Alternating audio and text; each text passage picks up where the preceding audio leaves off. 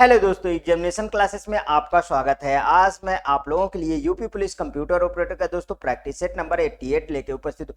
हाँ दोस्तों, जिन भी मेरे अभ्यर्थियों को प्रीवियस ईयर पेपर का solution, practice set plus theoretical part all cover चाहिए दोस्तों, वे मेरे एग्जामिनेशन क्लासेस के कंप्यूटर वाले प्लेलिस्ट में चले जाइए। आज की डेट में दोस्तों 194 वीडियोज सिर्फ कंप्यूटर की आ चुकी हैं, आप वहां से वॉच कर सकते हैं। आइए दोस्तों, आज का सेशन शुरू किया जाए।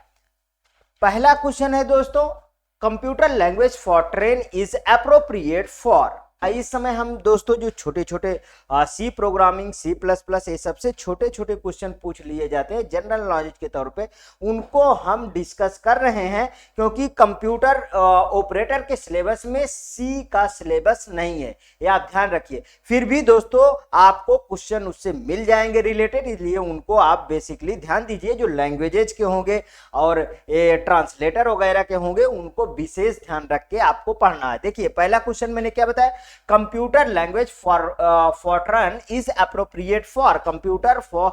कंप्यूटर भाषा फॉरट्रेन किस क्षेत्र में उपयोगी है? तो इसके पहले मैंने बताया कि साइंटिस्ट वगैरह कहीं भी आ जाए दोस्तों, साइंटिस्ट, गणनाएं, ये सब के लिए आ जाए तो वहां पे कंप्यूटर भाषा फॉरट्रेन का यूज किया जाता है। ठीक है, तो अब ऑप्शन देख लेते हैं, बिजनेस, ग्राफिक्स, साइंस, कॉमर्शियल। तो कौन सा सही है? देखिए साइंस सही है, बिल्कुल सही। इसका दोस्तों फुल फॉर्म भी लिख लीजिए यहां पे। देखिए इतने से बनता है फार्मूला, ट्रांस फॉर से बनता है फार्मूला, ट्रांस से बनता है ट्रांसलेशन। तो इसका फार्मूला जो होगा, इसका फुल फॉर्म वो formula translation, formula translation, translation. समझ में आया दोस्तों? इतना आगे बढ़ूं मैं। और किसके लिए यूज होता है? साइंटिस्ट, मतलब साइंस, साइंटिस्ट, गणनाओं, ये सब के लिए फॉरट्रेन का यूज किया गया है, जो 1957 में इसकी खोज हुई थी। समझ में आया? 1957, बिल्कुल रट डालिए। Next question, Which among the following is are not a way to use the Python interpreter? मतलब निम्नलिखित में से कौन सा पाइथन इंटरप्रेटर का उपयोग करने का तरीका नहीं है? नहीं है पूछा है, तो नहीं है दोस्तों, नहीं के जवाब में हमको आंसर देना होगा। इंटरैक्टिव मोड, ये तो है इंटरैक्टिव मोड। स्क्रिप्ट मोड, ये भी है। दोनों दोस्तों ये पाइथन के पाइथन इंटरप्रेटर का उपयोग करने का तरीका है। ठीक है, लेकिन इसमें दोनों सही है, मतलब मेरे अकॉर्डिंग। आगे देखिए, नीदर ए नॉर बी, मतलब पहला ही ऑप्शन सही होना चाहिए फिर तो, नहीं के अकॉर्डिंग। ठीक है, ओनली ए, ओनली बी, ओनली ए, नहीं नहीं, बिल्कुल करेक्ट दोस्तों, बिल्कुल करेक्ट। इसका ऑप्शन यही सही होगा। देखिए पाइथन इंटरप्रेटर प्रयोग करने के तरीके दोनों हैं, जैसा मैंने बताया, इंटरैक्टिव मोड और स्क्रिप्ट मोड। इंटरैक्टिव मोड में कोड को सीधे पाइथन सेल में चलाया जाता है। किस में चलाया जाता है समझिएगा दोस्तों, पाइथन सेल में चलाया जाता है। ठीक, पाइथन सेल में चलाया जाता है, जिसे ऑपरेटिंग सिस्टम के टर्मिनल से एक्सेस किया जाता है। किसके? ओएस के टर्मिनल से एक्सेस किया जाता है। अब कॉन्सेप्ट लीजिए, ओएस के टर्मिनल से एक्सेस किया जाता है, जबकि स्क्रिप्ट मोड, जबकि दोस्तों, जबकि स्क्रिप्ट मोड में हम कोड को एक टेक्सटर एडिटर से लिखकर उसे, टेक्सटर एडिटर आप जैसे आईडीएलई याद है आपको? आईडीएलई में आप इसका कोड लिखते हैं, जिसको .py से py एक्सटेंशन से हम इसको सेव करते हैं, तब जाके पाइथन प्रोग्राम रन होता है। समझ में आया इतना? तो अब क्लियर हो गया दोस्तों कि आईडीएलई आप डाउनलोड का भी आप जो है पाइथन का जो प्लेटफॉर्म है उसे डाउनलोड कर लीजिए, मीन पाइथन कंपाइलर का डाउनलोड कर लीजिए, आपको आईडीएलई मिल जाएगा, और उसमें जो है प्रोग्राम को लिखिए और .py से आप सेव करिए, पाइथन को रन करिए। ठीक, done. Next question, which of the following option handle memory management and security checks in .NET framework? Net framework में निम्नलिखित में से कौन सा विकल्प मेमोरी प्रबंधन और सिक्योरिटी चेक्स को संभालता है? बहुत अच्छा क्वेश्चन है दोस्तों। सीटीएस संभालता है कि सीएलआर संभालता है कि सीटी संभालता है कि सीएलएस संभालता है? तो इसको दोस्तों सीटीआर जो है इसको संभालता है। कौन संभालता है दोस्तों? सीटीआर संभालता है। अब सीटीआर है क्या, इसको समझिए। कॉमन लैंग्वेज रन टाइम, इसका फुल फॉर्म लिख लीजिए दोस्तों। Common language run time, common language run time इसका फुल फॉर्म है। नेट प्रोग्रामों के मतलब कि एग्जीक्यूशन का मैनेजमेंट करता है। सीएलआर मेमोरी प्रबंधन, ठीक है, ये exceptional handling, debugging, security checks, thread execution, code security verification, compilation आदि सभी काम जो है सीएलआर करता है दोस्तों, ठीक है। Next question, .NET framework was design and developed by, .NET framework द्वारा डिजाइन और डेवलप्ड किया गया था माइक्रोसॉफ्ट के द्वारा, आईबीएम के द्वारा, ओरेकल के द्वारा, कोई गूगल के द्वारा? बिल्कुल करेक्ट दोस्तों, पहला ऑप्शन सही है, माइक्रोसॉफ्ट के द्वारा यह डेवलप्ड किया गया था। आईबीएम का फुल फॉर्म लिख लीजिए, international business machine, international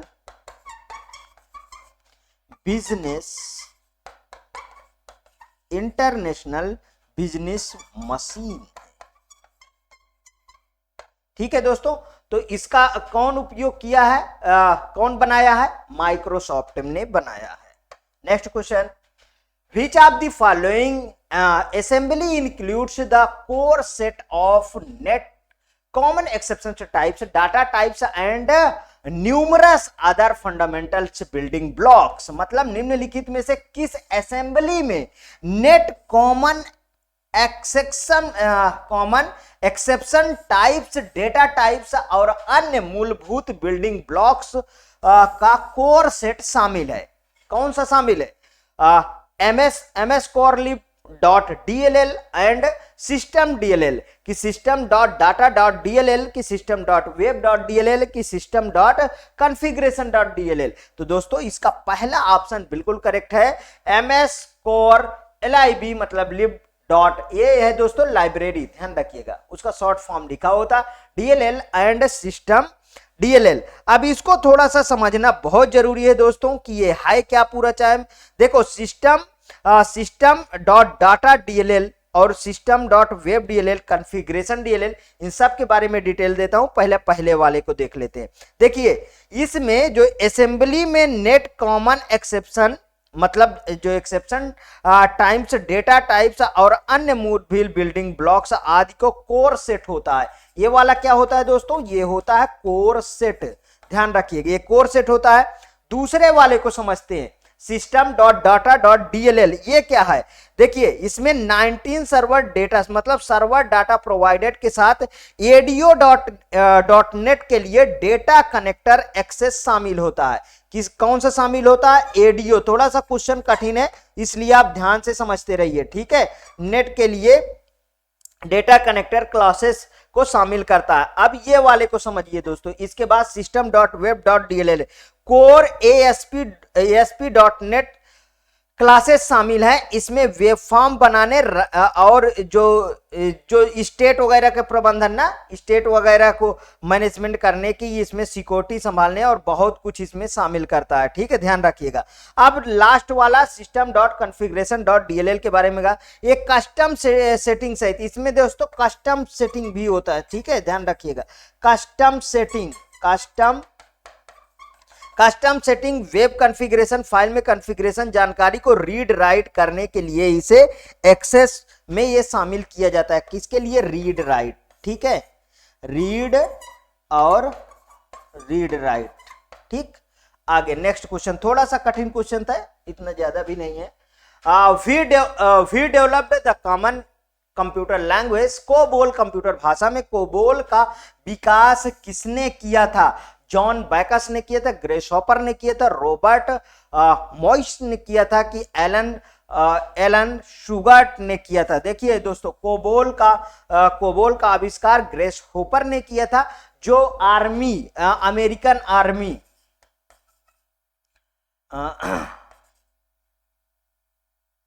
sorry, गलत लिख गया।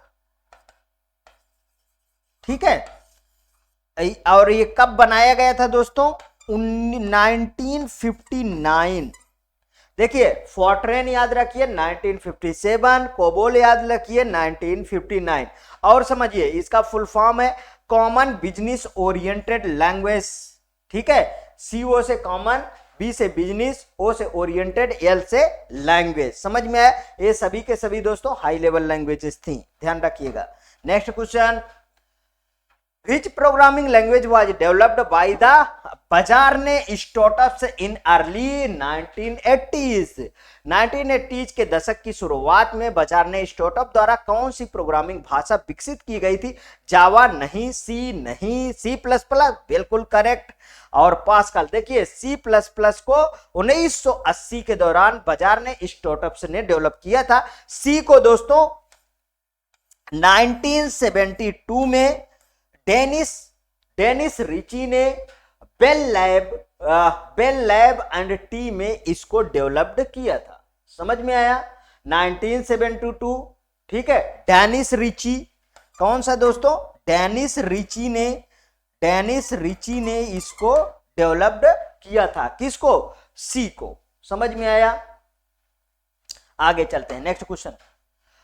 The C++ programming language was developed at AT&T Bell Laboratories in the early by बाजार ने स्टार्टअप। देखिए वही क्वेश्चन है, थोड़ा घुमा के दे दिया गया है, अलग एग्जाम में पूछा गया है। प्रोग्रामिंग भाषा C++ का विकास AT&T, मतलब मैंने अभी बताया AT&T में C भी 1972 में हुआ था, वहीं पे C++ बाजार ने स्टार्टअप्स ने 1980 में इसको डेवलप्ड किया था। तो कौन सा सही है? 1980 इसका ऑप्शन सही है, इसमें ज्यादा समय नहीं आपको गंवाना है। Next question, Which of these is not and the object oriented language? निम्नलिखित में से कौन सा एक ऑब्जेक्ट ओरिएंटेड लैंग्वेज है? देखिए C बिल्कुल नहीं है दोस्तों, ध्यान रखिएगा। हाँ, C में एक शब्द याद रखिएगा जो बहुत बार याद आता है, case sensitive language. Case sensitive language है C। और केस सेंसिटिव लैंग्वेज दोस्तों पाइथन भी है। अब अगर एक और कॉन्सेप्ट ले लीजिए, पाइथन भी दोस्तों कैसा है? केस सेंसिटिव लैंग्वेज है। केस सेंसिटिव लैंग्वेज पाइथन भी है। ठीक है, तो रूबी, VB.NET और C++, ये तीनों दोस्तों, ये तीनों जो है ऑब्जेक्ट बेस्ड हैं, मतलब ऑब्जेक्ट ओरिएंटेड लैंग्वेज पे काम करती है, जिसे आप ऊप्स के नाम से प्रोग्रामिंग भाषा को एक पढ़े होंगे। ठीक है, ऊप्स, ध्यान आया? नेक्स्ट क्वेश्चन, आगे देखिए, which of the following statement is a true? True को अब ढूंढना, ये तो बहुत आसान सा क्वेश्चन होगा। ठीक है, ट्रू और फॉल्स वाले में तो मजा ही कुछ और होता है। देखिए, polymorphic programming can eliminate the need for the switch login, मतलब पॉलीमॉर्फिक प्रोग्रामिंग स्विच लॉगिन की आवश्यकता को समाप्त कर सकती है। दोस्तों अगला देखिए, अ class is made abstract by the declaring that class virtual, उस वर्ग को आभासी घोषित करके एक वर्ग को अमूर्त बना दिया जाता है। Next, all virtual functions in and the abstract base class must be the declare as a pure virtual function, एक सार आधार वर्ग में सभी आभासी कार्यों को शुद्ध आभासी कार्यों के रूप में घोषित किया जाना चाहिए। Referring to a derived class object which a base class the handle is the dangerous, base class handle वाले व्युत्पन्न वर्ग ऑब्जेक्ट का जिक्र करना खतरनाक है। दोस्तों इसका पहला ऑप्शन मुझे बिल्कुल करेक्ट लग रहा है। Polymorphic programming can the eliminate to need for the switch login, polymorphic programming switch login की आवश्यकता को समाप्त कर देता, बिल्कुल करेक्ट है दोस्तों, पहला ऑप्शन सही है। Next question, when and the object of a derived class is instantiates, the base class dash is called the implicitly or the explicitly due to any necessary initializations of the base class data members in the derived class object। जब किसी व्युत्पन्न वर्ग की किसी वस्तु को किसी वस्तु को इंस्टेंटिएटेड किया जाता है तो बेस क्लास के डैश को व्युत्पन्न वर्ग ऑब्जेक्ट में बेस क्लास डेटा सदस्यों की किसी भी आवश्यक आरंभीकरण को करने के लिए निहित या स्पष्ट रूप से कहा जाता है। इनहेरिटर कहा जाता है, कंस्ट्रक्टर कहा जाता है, इनिशियलाइजर कहा जाता है कि दोस्तों डिस्ट्रक्टर कहा जाता है, तो उसे कंस्ट्रक्टर कहा जाता है। दोस्तों पूरा का पूरा कंस्ट्रक्टर की डिफिनीशन ही लिखी हुई है। Next question, Which of the following is not a computer language? बिल्कुल सही है। निम्नलिखित में से कौन सा कंप्यूटर भाषा नहीं है? पास्कल है, फोर्ट्रेन है, एसक्यूएल है, तो मतलब क्या है? डीटीएच नहीं है। डीटीएच क्या है दोस्तों? दूर संचार के लिए टीबी नेटवर्क प्रोवाइड करता है। टीबी नेटवर्क, ठीक है, टीबी नेटवर्क के लिए यूज होता है डीटीएच। यहाँ पे फुल फॉर्म फोर्ट्रेन का फार्मूला ट्रांसलेशन, एसक्यूएल का है दोस्तों structured query language. Structured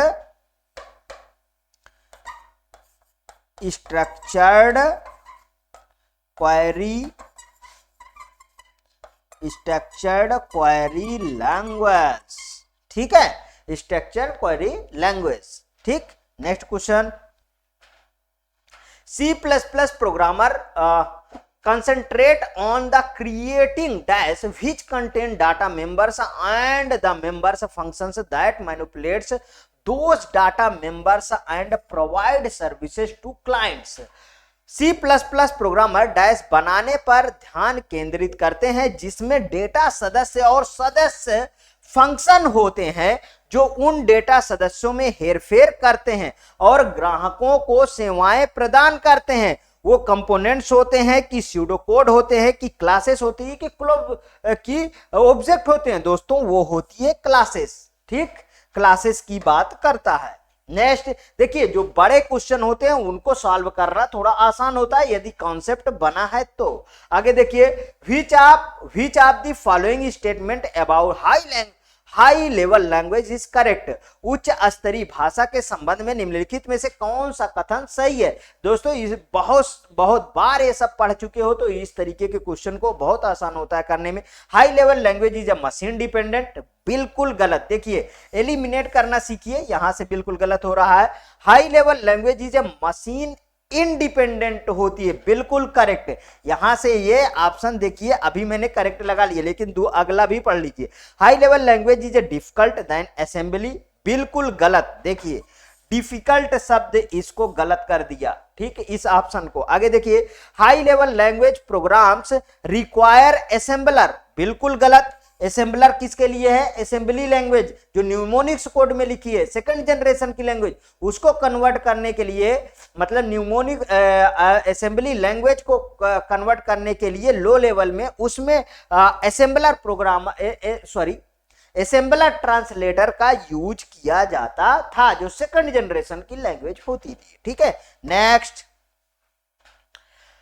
Which of the following option is a correct regarding boxing in C-hatch? C-hatch में बॉक्सिंग के संबंध में निम्न में से कौन सा विकल्प सही है? बॉक्सिंग के संबंध में in the converts value type two reference type, मतलब यह मान प्रकार को संदर्भ प्रकार में परिवर्तित करता है। अभी तक तो ये सही है मेरा। It converts the value type two XML, यह मान प्रकार को XML में परिवर्तित करता है।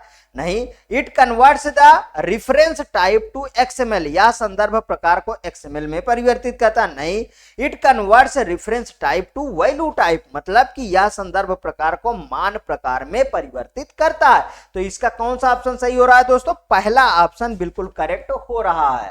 पहला ऑप्शन करेक्ट है, C-hatch वाला।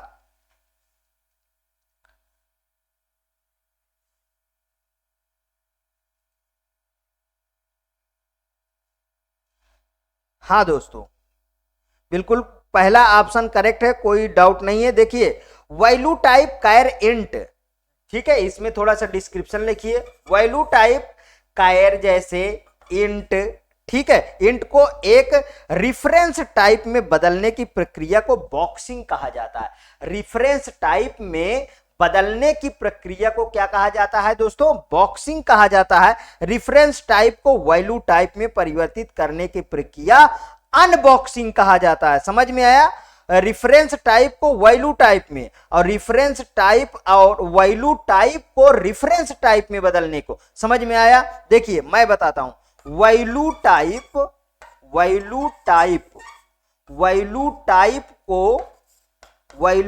को रेफरेंस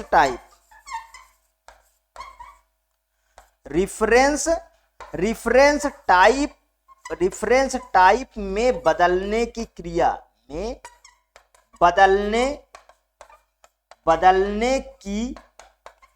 बदलने की क्रिया को क्या कहा जाता है? बॉक्सिंग कहा जाता है। क्या कहा जाता है दोस्तों? बॉक्सिंग कहा जाता है।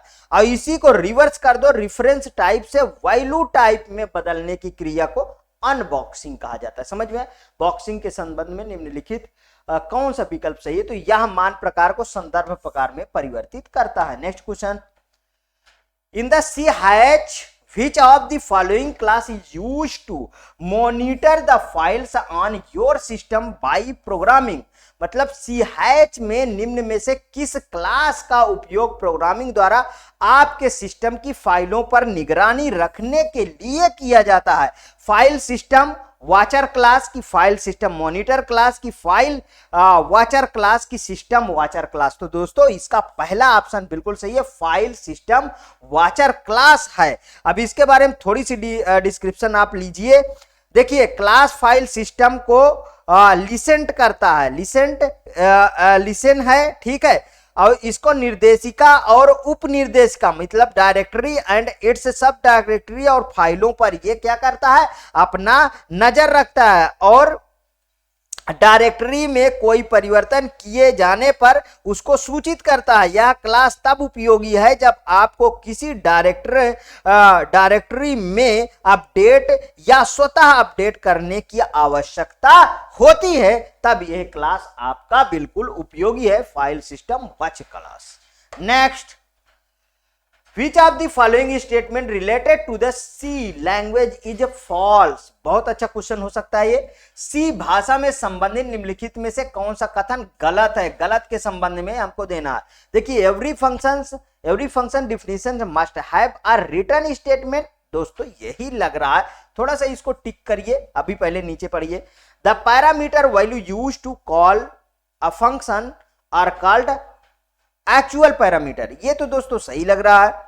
Function prototype specifies a function name, return type and parameter, ये भी सही है।